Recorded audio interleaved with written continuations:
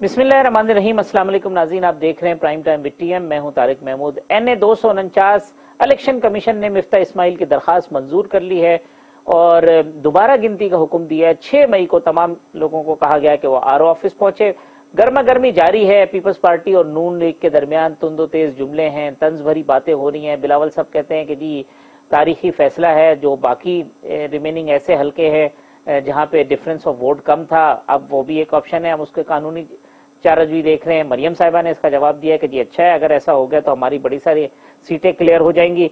ये मामला है, उसके ऊपर इंतखाबी इस्लाहात पे फवाद चौधरी साहब कहते हैं कि हमने 3 माह हो गए बाज़ाब्ता मुज़ाकरात की दावत दे रखी है, लेकिन अपोजिशन की जानिब से कुछ नहीं हो रहा। इलेक्ट्रॉनिक वोटिंग मशीन, इंतखाबी इस्लाहात, ओवरसीज पाकिस्तानियों के वोट और दीगर मामलात। मेरे साथ मौजूद हैं साबिक सेक्रेटरी इलेक्शन कमीशन मोहतरम जनाब कंवर दिलशाद साहब, अमजद न्याजी साहब पाकिस्तान तहरीक इंसाफ के रुकने कौमी असम्बली, अली परवेज मलिक साहब पाकिस्तान मुस्लिम लीग नून के रुकने कौमी असम्बली और नवाबजादा तैमूर तालपुर साहब पाकिस्तान पीपल्स पार्टी के सूबाई वजीर। कंवर दिलशाद साहब, पहले तो ये फरमाइएगा कि दोबारा गिनती का हुक्म मिफ्ता इस्माइल साहब की दरखास्त पर और ये जो आज फॉर्म 45, 46, 47 की जो डिबेट थी, ये मामला क्या है, जरा इस पर रोशनी डाल दीजिएगा। जो मौजूदा इलेक्शन कवानीन जो है इलेक्शन एक्ट 2017 उसकी बात शिकल में लिखा हुआ है कि अगर किसी वजह से रिटर्निंग ऑफिसर जो बाकायदा काउंटिंग करता है, प्रिजाइडिंग ऑफिसर के तमाम फॉर्म प्रकार्स को देखते हुए तो अगर किसी उम्मीदवार को शक व शुबा हो तो वो रिकाउंटिंग का दरखास्त दे सकता है। उस पर बाकायदा जो हमारे जो इलेक्शन एक्ट पड़ा है 2017 का, उसमें उन्होंने एक नई शिक डाली है। उसमें ये शिक डाली हुई है कि अगर 10,000 का फर्क भी आ रहा हो, जो कि इंतहाई नामुनासिब शिक है ये, इस देखा जाए तो उसमें लिखा है कि 10,000 का अगर फर्क महसूस करें तो फिर वो रिटर्निंग ऑफिसर जो है वो उसको रिकाउंटिंग का ऑर्डर दे सकता है। तो ये उनके शक व शुबा बताने के लिए उन्होंने दरखास्त दी, लेकिन रिटर्निंग ऑफिसर जो है कराची का, उन्होंने अपनी अक्ल व दानिश इस्तेमाल नहीं की।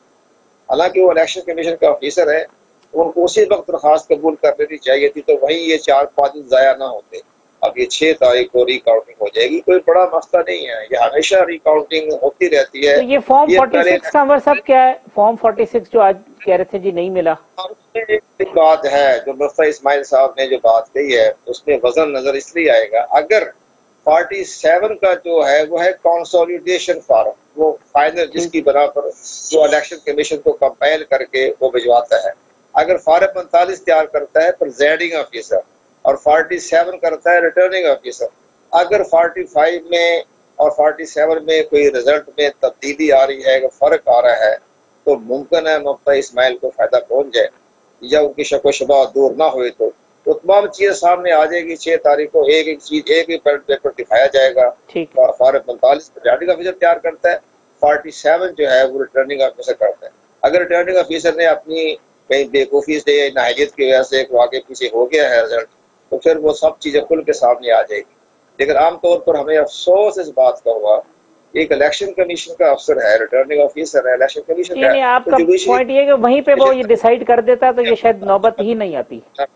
जी जी, अली परवेज मलिक साहब, वो कंवर दिलशाद साहब कहते हैं जी वहां डिसाइड हो जाता तो ये 3-4 दिन जाया नहीं होते, लेकिन अमूमन रिकाउंटिंग में कोई फर्क नहीं पड़ता, 50-100 वोट तो ऊपर नीचे जरूर हो जाते हैं, तो फिर कोई बहुत उम्मीद नहीं रखनी चाहिए मिफ्ता साहब की जीत के हवाले से। बिस्मिल्लाहिर्रहमानिर्रहीम। बहुत शुक्रिया तारिक भाई, आपने अपने प्रोग्राम में याद किया। देखें, मैं आपके सवाल पे आने से पहले जो आपने एक सवाल कंवल साहब से किया और शायद वो मिस कर गए, मैं उसका जवाब देता जाऊं। देखें, इन्होंने बिल्कुल ठीक कहा, फॉर्म 45 जो होता है ये आपका वोट काउंट का एक फॉर्म होता है जो प्रिजाइडिंग ऑफिसर इशू करता है और जिसके ऊपर आपके पोलिंग एजेंट्स जो हर कैंडिडेट के वहां पे पोलिंग स्टेशन पे मौजूद होते हैं वो काउंटर साइन करते हैं, तो वो फॉर्म इशू हो जाता है। जो फॉर्म 46 जिसके बारे में आप पूछ रहे थे, ये वो फॉर्म होता है जिसके ऊपर ये बताया जाता है प्रिजाइडिंग अफसर की तरफ से कि मैंने इतने बैलेट पेपर्स इशू किए और उसके ऊपर भी पोलिंग एजेंट के साइंस मौजूद होते हैं। और इन दोनों फॉर्म्स को जब आप लेके रिटर्निंग अफसर के पास जाते हैं तो वो कंसोलिडेट करके जो कंसोलिडेटेड रिजल्ट बनाता है वो फॉर्म 47 की शक्ल के अंदर आपके सामने आता है, जिसके बाद आपको पूरा नक्शा जो पूरे हल्के का सामने आता है। तो ये वो बुनियादी फर्क था 3 फॉर्म्स के बीच में जो मैं बताना चाह रहा था। अब जहां तक रीकाउंट का मामला है, देखें इस इलेक्शन के अंदर जो रिजेक्टेड नंबर ऑफ वोट्स हैं वो 730 हैं और जो मार्जिन ऑफ विक्ट्री है वो 680 है। तो इतने टाइट इलेक्शन के अंदर कमल साहब ने बिल्कुल ठीक कहा, आरओ को देर एंड देन फैसला कर लेना चाहिए था और रीकाउंट की इजाजत दे देनी चाहिए थी ताकि हम ये 3-4 दिन जाया ना करते। पर चले, देर आए दुरुस्त आए, रिजल्ट जो भी आए हम अपना कॉन्स्टिट्यूशनल राइट एक्सरसाइज करेंगे और जहां जहां पे हमारे खदशात हैं उनको हम हाईलाइट करेंगे क्योंकि हमारे ख्याल से यहां पे गैप्स मौजूद हैं। अगर आप चाहते हैं मैं उनकी तरफ अभी इशारा कर देता हूं। लेकिन रीकाउंटिंग में अली परवेज साहब, अगर रीकाउंटिंग में भी कादिर मंदोखेल साहब जीत जाते हैं तो फिर वो नतीजा कबूल होगा आपको या नहीं, फिर और आप देखें लीगल एक्सरसाइज में जाएंगे? दिस इज हाफिज साहब, this is the first step जो हम अपनी कंसर्न्स को एड्रेस करने के लिए अडॉप्ट कर रहे हैं। इसके बाद जो बाकी की इरेगुलरिटीज हैं मैं आपके सामने पेश कर देता हूं। रात को 8 बजे तक आप मुझे बताएं 25% रिजल्ट आ गए थे। मिफ्ता इस्माइल साहब के 6000 वोट थे, पीपल्स पार्टी के हमसे आधे वोट थे और पाकिस्तान तहरीके इंसाफ जिनको आपने जिनके कैंडिडेट को तकरीबन 1000 के करीब उस वक्त तक वोट पड़े हुए थे, तो ये नतीजा सामने आ रहा था। उसके बाद 4-5-6 घंटे की बिल्कुल खामोशी हो जाती है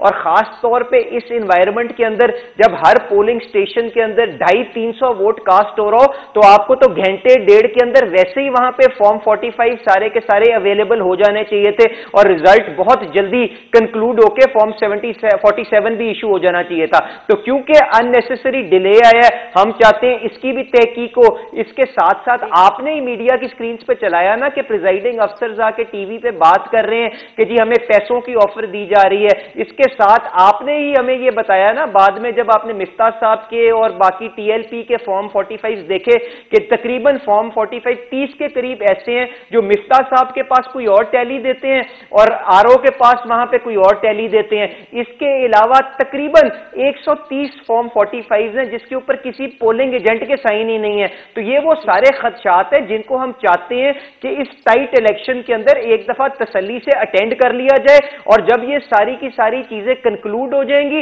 तो उसके बाद मंदोखेल साहब अगर वो इलेक्शन जीतते हैं, मिफ्ता इस्माइल साहब वो इलेक्शन जीतते हैं या हमारे तहरीके लब्बैक के पाकिस्तान के कैंडिडेट जीतते हैं, हम उनको बिल्कुल मुबारकबाद दे देंगे। पर जाते जाते मुझे एक सवाल का तो जवाब देते जाइएगा कि आपने अमजद खान नियाजी साहब मेरे बड़े भाई को अगर आपने जिमनी इलेक्शन ही कराची का डिस्कस करना था तो इनको क्यों आज तकलीफ दी? क्योंकि ये तो ना 4 में है ना 14 में है। जिस तरह इनके कैंडिडेट ने जाके घर तसल्ली से अपनी सैरी की थी उसी तरह इनको भी आपको इजाजत देनी चाहिए कि ये जाके तसल्ली से अपनी तरावियां पढ़ें। बिकॉज जो एक चीज साबित हो गई है इस इलेक्शन के अंदर वो ये है कि पाकिस्तान तहरीके इंसाफ की जो मकबूलियत है वो बड़े भोंडे अंदाज के अंदर सारों के सामने आ गई है और यही चीज पिछले 10 जिमनी इलेक्शनों के अंदर भी सामने आई थी।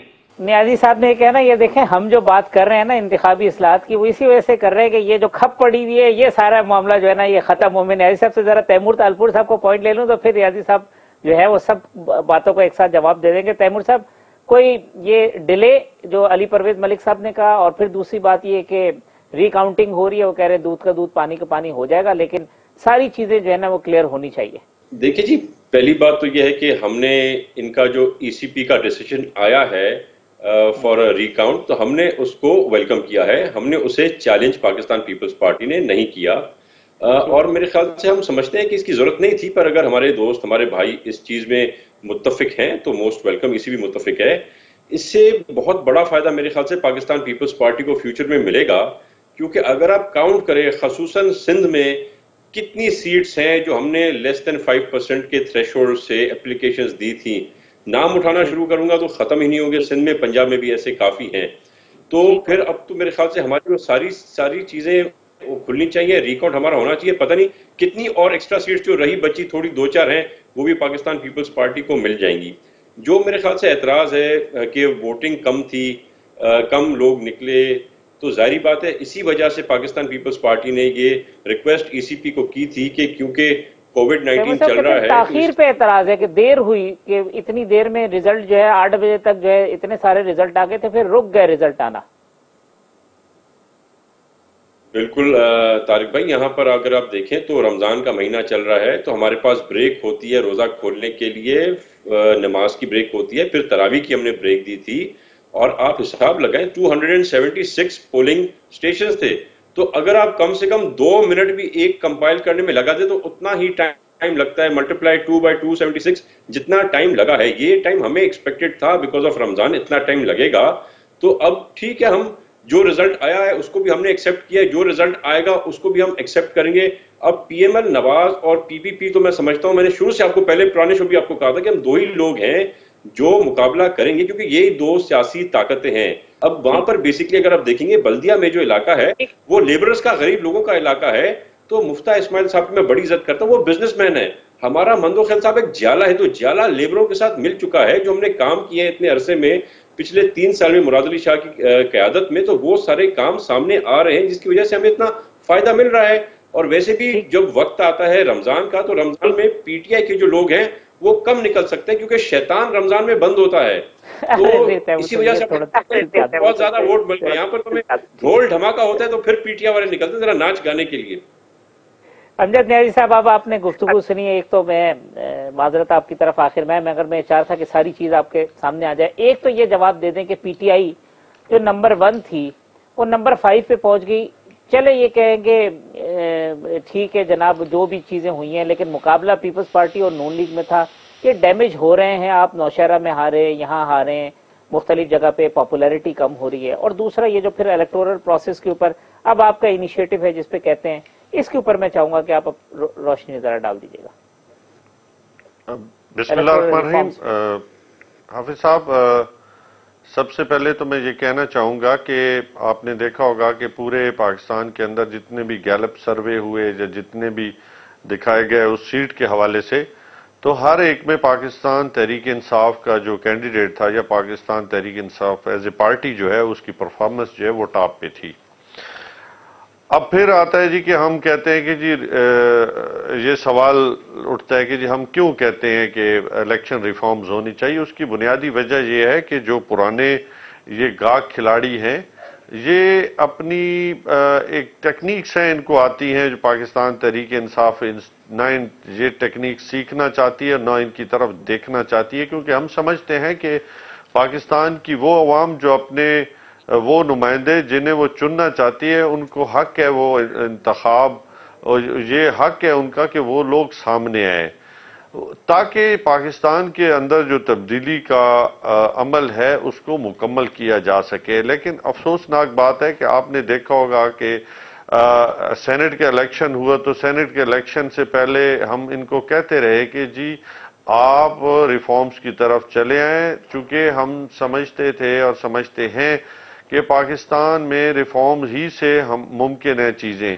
क्योंकि पुराने सिस्टम के तहत तो आप पुराने निज़ाम को चला सकते हैं। दुनिया देखो चांद पे चली गई है, हम अभी if and buts and why और वेयर के चक्कर में अभी फंसे हुए हैं। मैं समझता हूँ एज ए पाकिस्तानी ये रिफॉर्म्स अब आनी चाहिए, क्योंकि पाकिस्तान अब इसको लाएंगे असेंबली में ला रहे हैं, इसके बाद अब प्लान क्या ये इलेक्शंस की इलेक्शन जी देखें हाफिज साहब, अब रिफॉर्म्स आनी चाहिए, हर हाल में आनी चाहिए।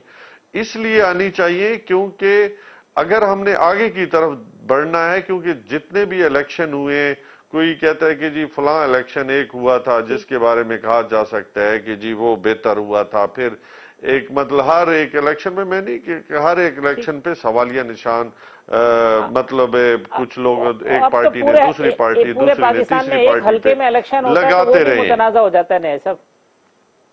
मतलब आप देखें कि एक दूसरे से वार्ड से लेके सुप्रीम कोर्ट तक हर जगह पे दस्तो गरेबा होता है, और मैं समझता हूं उसमें सिर्फ फायदा उन्हीं को लोगों को होता है जो फीसें ले लेते हैं। अभी एहसन इकबाल साहब का मुझे बयान का पता चला, मुझे अफसोस हुआ इस बात से कि वो कभी कहते हैं कि जी पार्लियामेंट को सावरन होना चाहिए, और जब पार्लियामेंट की बात होती है तो फिर वो कहते हैं जी खुद ही जो इलेक्शन कमीशन अपने कवानीन बना ले, तो फिर नैब को भी मतलब इजाजत है, फिर नैब भी कहे कि हम अपने कवानीन, तो देखिए आप कहते हैं कि पार्लियामेंट सावरन होनी चाहिए, पार्लियामेंट को बिल्कुल, तो तभी पार्लियामेंट तभी सावरन होगी ना कि जब आपको उसको सपोर्ट करें। लेकिन जब आप खुद ही सपोर्ट उसकी जड़ों में खंजर चलाएंगे तो कैसे फिर पार्लियामेंट सावरन बनेगी। चलें, मैं यहाँ एक वक्फा ले लेता हूँ, वक्फे के बाद आते हैं तो फिर ये जो इलेक्टोरल रिफॉर्म्स हैं इसके हवाले से मजीद गुफ्तगू करते हैं। वेलकम बैक नाजरीन। अमजद न्याजी साहब, अली परवेज मलिक साहब, कमर दिलशाद साहब, नवाब तैमूर तालपुर साहब मेरे मेहमान हैं। कमर दिलशाद साहब, ये जो डिफरेंस ऑफ वोट वाली बात है जो तैमूर तालपुर साहब ने भी की, बिलावल साहब ने भी की, क्या 2018 में ये अब वो हल्के दोबारा खुल सकते हैं रिकाउंटिंग के लिए जहां 10,000 से कम वोटों का फर्क हो, या नहीं अब वो टाइम बार हो गया, वो खत्म हो गया मामला? नहीं, वो तो खत्म हो गया जाहिर है। उसके लिए तो बाकायदा आला जो इलेक्शन एक्ट में जो कवानीन में है वो तो 45 डेज होता है ना। 45 डेज के अंदर अंदर आपने इलेक्शन ब्यूरो को दरखास्त देनी होती है। वो तो बाद में उधर के आप तो रिकाउंटिंग नहीं हो सकती। लेकिन बहरहाल अगर जैसे कि इमरान खान ने तहरीक चलाई थी और उसका एक जुडिशल कमीशन बना था, इस तरह जुडिशल कमीशन बन जाता तो बहुत सी हकायक सामने आ जाते। लेकिन वो ज़ाहिर है 26 मीटिंग भी हुई लेकिन तो कोई रिजल्ट सब नहीं आया। अपोजिशन ने भी खामोशी इख्तियार कर ली और जो ने कमेटी बनाई थी पार्लिमानी कमेटी वो कोई फाल नहीं हो सकी। दोनों पार्टियों का ही इसमें है अमल दखल। दूसरा कमर साहब, ये इलेक्शन कमीशन के पास जो इलेक्ट्रॉनिक वोटिंग मशीन है उसका क्या स्टेटस है, ये जरा आप बताइएगा। हमारे पास कितनी कैपेसिटी है, कैपेबिलिटी, और वो इफेक्टिव है? इलेक्ट्रॉनिक वोटिंग मशीन पे बड़ी डिबेट हो चुकी है और इस पर हमने भी कड़ा देखा है, काम भी किया है। मैंने खुद इंडिया के इलेक्शन कमीशन में मैंने ब्रीफिंग दी थी तो उन्होंने तो खैर अपनी बड़ी मार्केटिंग करने के लिए इसके बड़े फायदे बताए थे। लेकिन जिस वक्त हमारे बाकी जो हमने वहाँ की इंडियन सिविल सोसाइटी जो मिलने आई हमें से, तो उन्होंने कहा कि इसमें बहुत बड़ी एक टेम्परिंग हो जाती है, इसमें रिजल्ट तब्दील करने के बड़े इसमें गुंजाइश है। इसमें ये भी बताया कि इंटरनेशनल लेवल के चिप्स लगा देते हैं और साथ उन्होंने ये भी बताया कि जब उसकी मशीनरी जो होती है तो वो तब्दील कर दी जाती है, पता नहीं चलता, मालूम नहीं होता, तो मुख्तलिफ पार्टियों को जो है वो उसमें वोट ऑटोमेटिक कास्ट होता चला जाता है और अपोजिशन को पता नहीं चलता। ये इसका इंडिया का जो सबसे बड़ी खामी ये है वो पेपरलेस है। आपने बटन दबा दिया, वोट कास्ट हो गया, कहाँ गया ये पता नहीं चलेगा। हमारा जो मैनुअल तरीका है उसमें जो बैलेट पेपर पर मोहर लगी होती है आपको नाम के आगे, तो बाकायदा बैलेट पेपर चेक हो जाता है। लेकिन इसी तरह जो ये अब पाकिस्तान ने जो दावा किया है फातोरी साहब ने, वो ये कह रहे हैं कि हम जो इलेक्ट्रॉनिक वोटिंग मशीन बना रहे हैं वो पेपरलेस नहीं होगा बल्कि पेपर ट्रायल होगा, बाकायदा पेपर सामने आ जाएगा। लेकिन ये तो नहीं मालूम होगा ना कि उसने मोहर कहाँ लगाई है, किसको वोट दिया है। इसमें बड़ी खामियां हैं, दुरुस्त हो सकती है। लेकिन इसलिए मैं बताता हूँ हुकूमत के प्राइम मिनिस्टर साहब को सही ब्रीफिंग नहीं दी जा रही।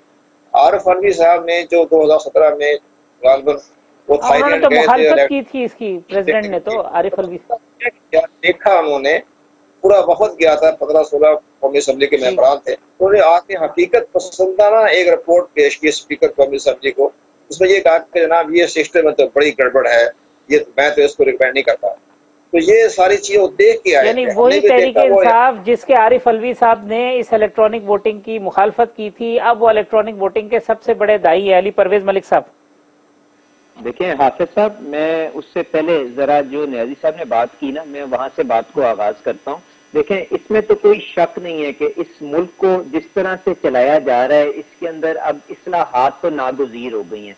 पर एक सेकंड के लिए ये भी तो हमें सोच लेना चाहिए ना, वो कौन सा ऐसा शख्स है जिसकी अना इस मुल्क के हर इदारे से बड़ी है और जिसकी वजह से हम आज तक इस्लाह के इस प्रोसेस के ऊपर शुरू नहीं हो सके।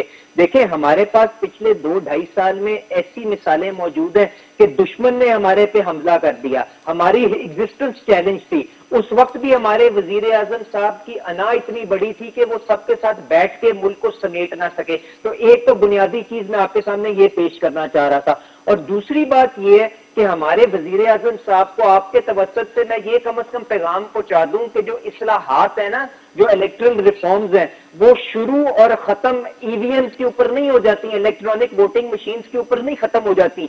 ये तो सिर्फ और सिर्फ एक मैकेनिज्म है जिसको आप कंसिडर कर सकते हैं कि वोट कास्टिंग के लिए इस्तेमाल करना है कि नहीं करना। अब गुजारिश आपसे ये कि अगर इमरान खान साहब की नीयत ये है कि हमने इलेक्ट्रल सिस्टम को क्लेंस करना है ताकि जो लोग इस सिस्टम को अब्यूज करते हैं उनको हम अलहदा कर दें। तो हाफिज साहब उसका तो बड़ा आसान था, पहले हमें अपनी नीयत का ये इजहार जो डस्का के अंदर इन्होंने करते हुए देखा और जिन लोगों ने किया वो भी इनके सामने है, उनको क्या करार वाकई इन्होंने सजा दी कि हम इनकी हरकतें देख के या इनके अमाल देख के कहते कि हाँ इनकी नीयत बिल्कुल ठीक है। और अगर ये इस्लाहात के लिए इनके पास नंबर्स मौजूद नहीं है तो मुझे इस चीज का भी जरा इनसे जवाब ले दें कि जो एडमिनिस्ट्रेटिव इंप्रूवमेंट्स हैं उनको बजट देना, 2000 का अमला वहां पे मौजूद है जो पूरे मुल्क के अंदर इलेक्शन करवाता है, स्टार्टिंग फ्रॉम बल्दियाती election all the way up to आपके सेनेट के इलेक्शन। तो उनकी कैपेसिटी बिल्डिंग करना, उनकी ट्रेनिंग कराना, उनको पैसे देना, उनको वेरविटाल प्रोवाइड करना,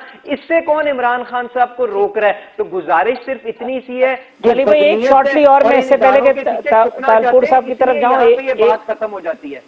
एक शॉर्टली ये दे देंगे कि ओवरसीज पाकिस्तानियों को वोट के राइट, वो कहते हैं, आप बता दें आप खिलाफ हैं क्या? आज फवाद साहब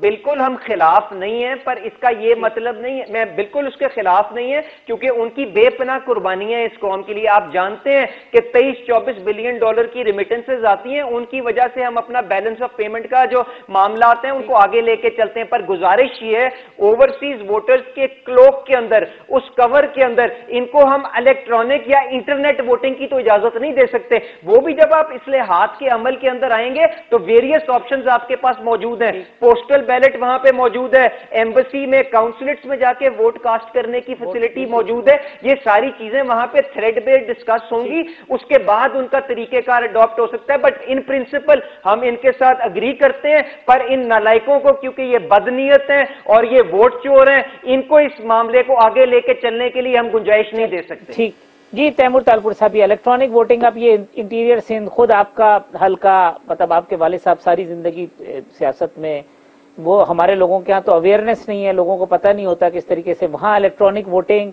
और ये ओवरसीज पाकिस्तानियों के ऊपर पीपल्स पार्टी का मौक़िफ़ वोटिंग के हवाले से।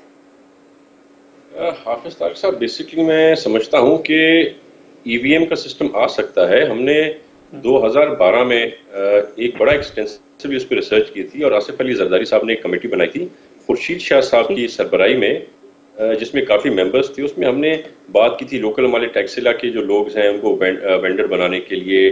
TIP बड़ी फेमस एक आपकी कंपनी है, उससे बात की थी, HEC से बात की थी, टैक्सिला से। तो इशू ये है कि हम अभी मेरे ख्याल से उस लेवल पर पहुंचे नहीं है। हमें बेसिकली जो इनसिक्योरिटी है वो ये है कि यहाँ पे धांधली खत्म की जाए, धांधली खत्म करने की और बाहर के पावर्स की इन्वॉल्वमेंट यहाँ से हटाने के लिए और भी बहुत बेहतर तरीके हैं। मेरे ख्याल से जहाँ से मैं इलेक्ट होता हूँ, मेरे वालिद शायद साहब 7 बार MNA रहे हैं, मैं 3 बार MP रहा हूँ, पर अभी तक मैं समझता हूँ थोड़ा मुश्किल होगा इस किस्म का एक सिस्टम इंस्टॉल करना वहाँ पर, क्योंकि हमारे लोग अभी तक जब अंगूठा लगाने जाते हैं तो उसमें भी उनको दुश्वारी होती है और हमारे ऑलमोस्ट 8 to 10% वोट्स हमारे उसमें खारिज हो जाते हैं। बाकी रही बात आपने कही एक्सपर्ट्स को जो है सो वोटिंग का पावर या हमारे फॉरेन नेशनल्स को पावर देने की, वोट करने का, तो हम उसके खिलाफ नहीं है। पर बेसिकली अब पाकिस्तान की आवाम को तो PTI ने आजमा लिया है, हर सूबे के लोगों ने आपको फेल कर दिया है। तो अब मेरे ख्याल से बजाय इसके कि आप फॉरेन नेशनल्स, हमारे पाकिस्तानी फॉरेनर्स को ढूंढे यहाँ पे वोट करने के लिए, अब PTI को एलियंस ढूंढने चाहिए, कोई मार्स से, कोई प्लूटो से, कोई सैटर्न से, जो जाके इनको वोट दे। बाकी पाकिस्तानी अवाम मेरे ख्याल से कौम इनको वोट देने के लिए तैयार नहीं होगी। अच्छा ठीक है, अब नियाज़ी साहब, एक तो ये है कि ये टोटलिटी के अंदर जो अली परवेज मलिक साहब ने जो बात की कि इलेक्टोरल रिफॉर्म्स टोटलिटी में होंगे, ये सिर्फ इसको इलेक्ट्रॉनिक वोटिंग मशीन तक पे महदूद कर देना और फिर पूरी दुनिया के अंदर जो है वो इसके ऊपर है, बड़े बड़े तरक्की याफ्ता ममालिक में फिजिकल बैलेट के ऊपर हो रहा है। तो ये मामला किस तरीके से फुल प्रूफ होगा? और एक और जो इम्पोर्टेंट बात तैमूर साहब ने कहा कि वो इलेक्शन छीनने वाला मामला है। आप बना ले कानून जितने बनाने, इस्लाहात ले आए, लेकिन इलेक्शन छिन जाए, चोरी हो जाए तो उसका क्या होगा? उस पे क्या पॉलिटिकल पार्टीज का कैसे कंसेंसस होना है? मैं पहले तो अपने भाई को अदब से ये गुजारिश करूंगा कि ये पाकिस्तान की जो आज इदारों की तबाही है, तो ये भी इन लायकों की मरून मिन्नत है कि आज पाकिस्तान का हर इदारा जो है वो बोसीदा हालत में मिला हमें, और ये इनकी लियाकत थी और लियाकत के बदौलत पाकिस्तान जो है वो इस हद तक आ गया कि आज हमसे इलेक्शन भी पूरे तरीके के साथ, शफाफ तरीके के साथ, जिसपे ये खुद अब सवालिया निशान डाल रहे हैं दोनों एक दूसरे के साथ, बल्कि सभी एक दूसरे के साथ दस्तों गिरेबां हैं। तो उसकी वजूहात यही पार्टीज है और उनकी लियाकतें हैं कि इनकी पैदा करदा मुसीबतें, इनका गंद, इनकी जो करप्शन है उसकी मरहून मिन्नत ये चीजें चली आ रही हैं। काश के ये इदारों की कारकर्दगी को इतना बेहतर करके जाते तो आज कम से कम ये आज भी डिबेट ना हो रही होती कि जी हमें इलेक्शन रिफॉर्म्स चाहिए, हमें फलां इलेक्ट्रॉनिक मशीन चाहिए, बल्कि आज दुनिया में जैसे आज अमेरिका है वहां हार जीत होती है तो वो सब मानते हैं उसको। इसी तरह आप जापान में देखें, यूरोप के अंदर देखें तो तमाम जो ममालिक हैं वो क्यों इलेक्शंस को शफा, इवन आपके साथ इंडिया है, इंडिया में भी वहां पे कोई मसाइल नहीं, मसाइल वहां पे भी हैं, लेकिन वहां पे उन्होंने सिस्टम को बेहतर किया है, बावजूद वहां पे भी करप्शन है। लेकिन यहाँ पे तो इन लियाकतों ने जो ये बड़े जो लियाकत इनमें है, और मैं समझता हूं कि ये बड़े बड़े इनके तो मशीर और बड़े कुछ रहे, तो इनकी लियाकतों ने पाकिस्तान के मसाइल में इजाफा किया है, बल्कि उसको तबाह कर दिया है सिस्टम को। हाँ, ये जो पूरी चीजें ये उसी की तरफ आते हैं। तो देखिए असल में मैं देखें इसके लिए उन्होंने कहा कि आपको याद होगा कि चौधरी फवाद ने इसके ऊपर कहा कि आए हमारे साथ बैठे, हमने इसके ऊपर जो तजर्बा किया है। तो अब वो फवाद चौधरी साहब कह रहे थे हमने पता नहीं 6 वेंटिलेटर चला दिए, शिबली फराज साहब आए, उन्होंने कहा भाई ये सब गलत है, वो कह रहे थे हमने ये कर दिया। वो जितने उन्होंने ministry of science and technology में बातें की वो शिबली साहब ने आके सारी जीरो कर दी। तो अब फिर देखिए साइंस की बातें हैं, साइंस की बातें हैं, मैं भी चूंकि नए नए आए हैं, चौधरी फवाद साहब चूंकि ऑलरेडी उसको रन करते रहे हैं तो बेहतर जवाब जो है वो चौधरी फवाद दे सकते हैं। लेकिन अब मैं समझता हूं कि शिबली साहब ने इतनी ब्रीफिंग ले ली होगी जिनको उनको समझ आ गई, चूंकि डे फर्स्ट पे देखो एक ह्यूमन एरर है, इंसानी फितरत है कि वो कोई ऐसा, लेकिन ये रिजिडिटी नहीं है न्याजी साहब। अगर पॉलिटिकल पार्टीज कहती हैं फिजिकल मेरिट पे होने चाहिए तो आप रिजिड नहीं है इस मामले पे, यानी ये कोई ऐसी यार अगर देखें कोई आप कोई 73 के कॉन्स्टिट्यूशन से जो आया था और आज जिसके ऊपर आज भी हम अमल कर रहे हैं तो हम उसके ऊपर नीचे ही हम हलफ उठाते हैं। कोई क्या हम दुनिया बदल चुकी है 73 से लेके आज पाकिस्तान जो है वो कहाँ 2022 में जाने वाला है अब तो आप खुद सोचे कि हमें क्या चेंजिंग्स नहीं लानी चाहिए। वो कोई दो राय नहीं है, मगर कहते हैं अना का मसला है, अली परवेज साहब कहते हैं इमरान खान साहब की अना का मसला है, इस्लाहात तो होनी चाहिए। नहीं हमें नहीं है। मैं देखिए इमरान खान में अगर होता तो वो इलेक्शन रिफॉर्म्स की बात करता, सेनेट के इलेक्शन से हमने तो कहा था कि सबसे ज्यादा रोएंगे यही, लेकिन आज इनकी वो बयानात सुन लें और आज के बयानात सुन लें, उसमें क्या ये कहते कुछ हैं करते कुछ हैं, देते कुछ है, स्टैम्प पेपर पे जब जाते हैं तो वापस वहां पे सियासत। अगर ये अपने जहनों के अंदर अपने अमल के अंदर क्लैरिटी के लेके आए तो क्या नहीं हो सकता पाकिस्तान में। लेकिन असल बात यह है कि इनके मफादात हैं और ये मफादात के तहत ये बनाना क्या स्टेट बनाना चाहते हैं मुल्क को। अच्छा चले एक शॉर्टली और जो तैमूर साहब कहते हैं आप ओवरसीज पाकिस्तानियों को नहीं, आप कोई खलाई जो सैयारे हैं उनमें से कोई बंदे देखें, बाहर से आपको वोट नहीं पड़ने वाले। बड़ा आपने लोगों को होप दिलाई थी, निकला कुछ नहीं जी। अगर ये बता दें कि लड़काना की हॉस्पिटल्स के अंदर इन्होंने जो काम किए वहां पे जो बेड्स के ऊपर कुत्ते सो रहे होते थे और थर के लोग आज भी फाके से मर रहे होते हैं, और इनके जो एड्स WHO के मेरे ख्याल में जो आया या पाकिस्तान के जो हेल्थ के इदारे थे उन्होंने जो रिपोर्ट दी थी कि सिंध के जो रूरल एरियाज थे उसमें एड कैसे बढ़ी, तो इन्होंने तो जब कोरोना आया तो आपके पास तो फिगर ही नहीं था कि आपके पास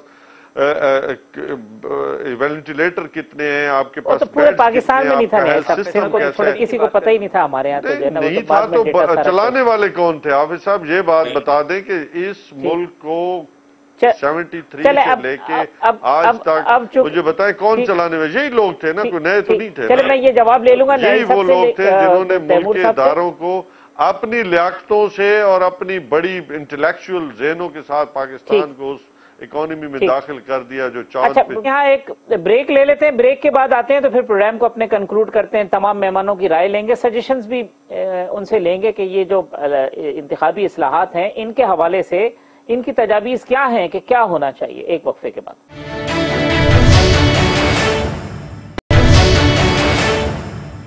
वेलकम बैक नाज़रीन। लास्ट सेगमेंट है, वक्त कम है। दिलशाद साहब, ये इलेक्टोरल रिफॉर्म्स आपका मतलब अगर इस वक्त इंसाइक्लोपीडिया इलेक्शन कमीशन के हवाले से है तो वो कंवर साहब है।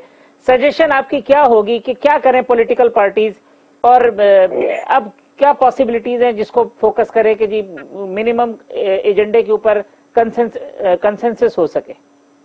अभी जो बाबर अवान ने प्रेस कॉन्फ्रेंस करके जो अपना एक नया दिया है इलेक्टोरल रिफॉर्म के बारे में ढांचा पेश किया है, मसौदा पेश किया है, उसमें चंद आइटम तो बड़ी शानदार है, बड़ी साफ सुथरी है, उस पर अमल दरामद करने से बड़ा फायदा पहुंचेगा। चंद ये इलेक्ट्रॉनिक वोटिंग मशीन छोड़ दे, इंटरनेट जो है बैटरी का वो मामला छोड़ दे, उसके बड़ा कानून साजी जरूरत है, इसमें आइन में तरमीमी चाहिए। लेकिन जो मामला दीगर उन्होंने इस्तेहात पेश किया उसके लिए तो कानून साजी करनी है, उसमें आइन साजी नहीं होगी। उसमें एक बड़ी अहम बात है, अपने दोस्तों की मैं मशावरत पेश कर चाहता हूँ अपनी। इस पर हुकूमत ने जो इलेक्टोरल रिफॉर्म में ये कहा है कि आइंदा जो हल्का बंदी होगी वो होगी इलेक्टोरल के लिस्ट के ऊपर, यानी जो हमारी इंतखाबी जो है हमारी लिस्ट है, इलेक्टोरल रोल्स की जो लिस्ट है, तो इलेक्टोरल रोल्स की बुनियाद पर हल्का बंदियां होंगी।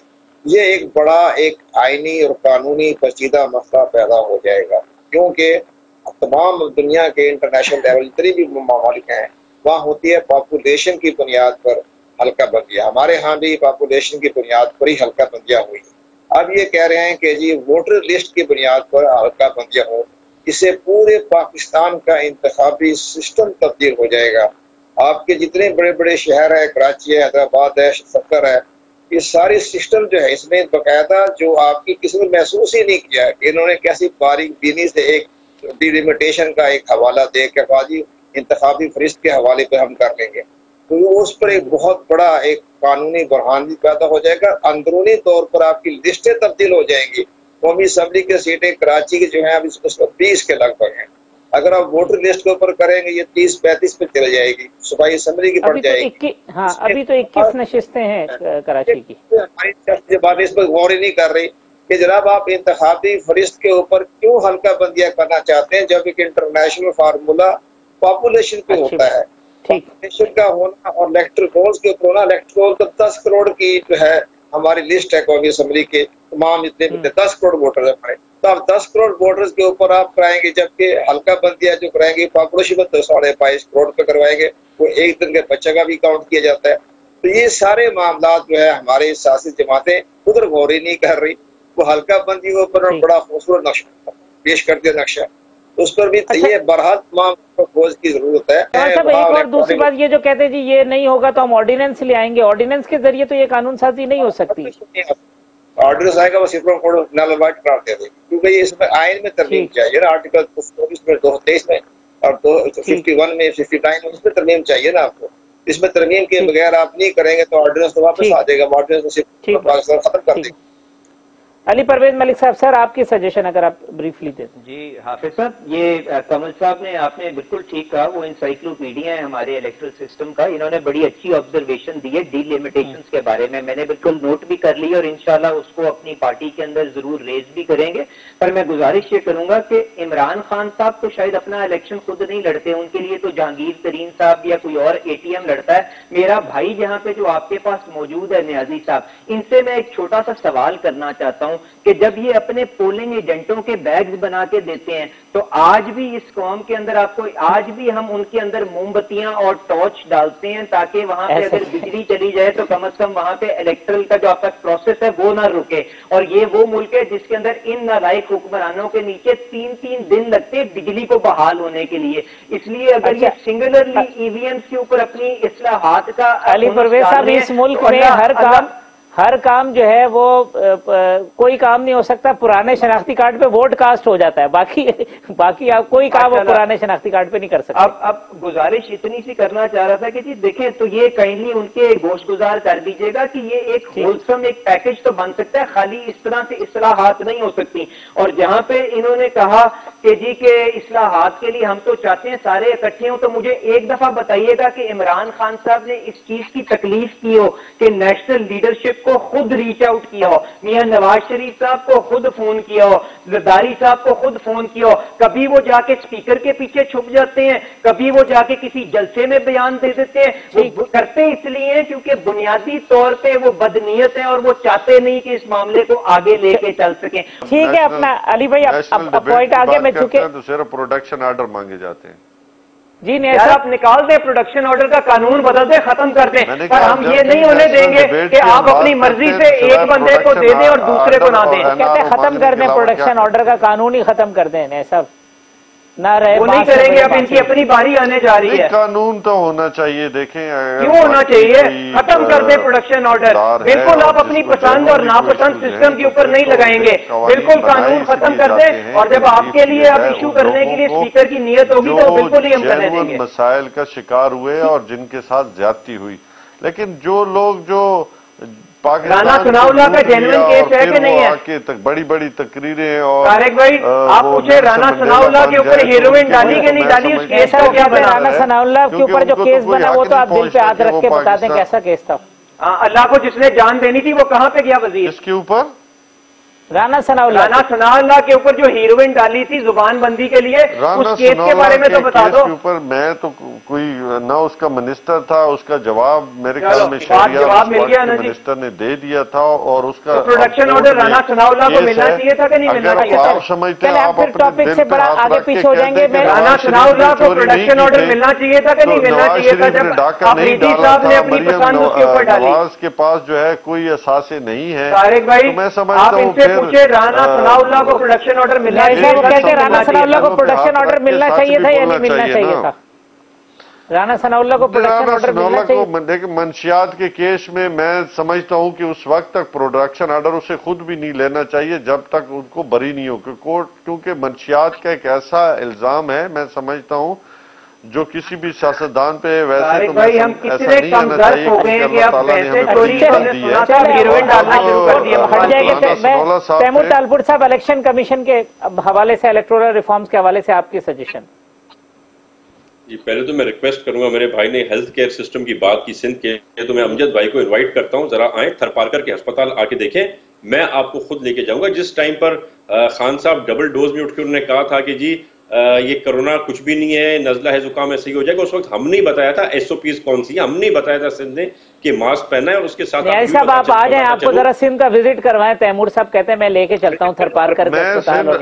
तालपुर साहब को मैं मालूम नहीं, मेरी बहुत सारे ट्राइब्स के लोग जो हैं वो सिंध के अंदर रहते हैं और मैं सिंध में आता रहता हूं और मैं बड़ी अच्छी तरह सिंध के बहुत सारे गोठों में, और मैं तो उमरकोट तक और वो कहते हैं मेरे साथ चले ना, तैमूर साहब कहते हैं मेरे साथ चले, मैं लेके जा रहा हूं। कैफियत भी बताइए कि किस कैफियत में आना है। अपने और मैं तो उन इलाकों में भी गया हूं जहां पे सिंध के लोगों में मैंने तो दो तबके देखे हैं वहां पे हाफिज साहब। एक वो तबका है जो जिससे ताल्लुक मेरा भाई है, अल्लाह ताला इसे और दे, और एक तबका वो है जिसके पास एक वक्त के खाने के लिए भी कुछ नहीं है और उनको मैंने तरसते और बिलखते देखा है। अच्छा। और जो मैंने शहरों के हालात देखे हैं वो भी मतलब अल्लाह माफ करे, मैंने तो 1993 से लेके मैंने एज ए टूरिस्ट जो है पूरे सिंध का टूर किया था। और मैं आपको ये बताऊं कि आज सिंध में जो है हेल्थ केयर में जो रिकवरी रेट है सिंध का कोरोना का 95% है, जबकि पंजाब का 81% है।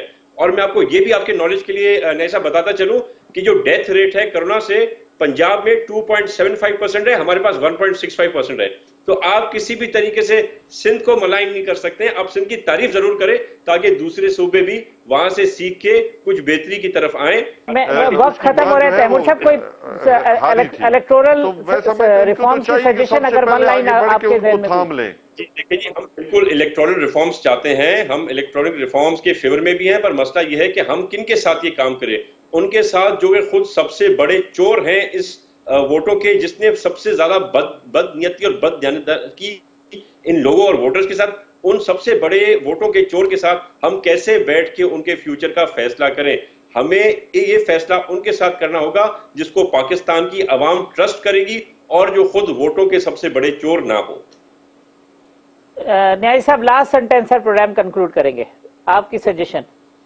पाकिस्तान का मुस्तकबिल अब रिफॉर्म्स में है, चाहे फाइनेंस हो, इकोनॉमी हो। वो कहते हैं अन्ना के बुत तोड़े ना, अन्ना के बुत तोड़े प्राइम मिनिस्टर साहब।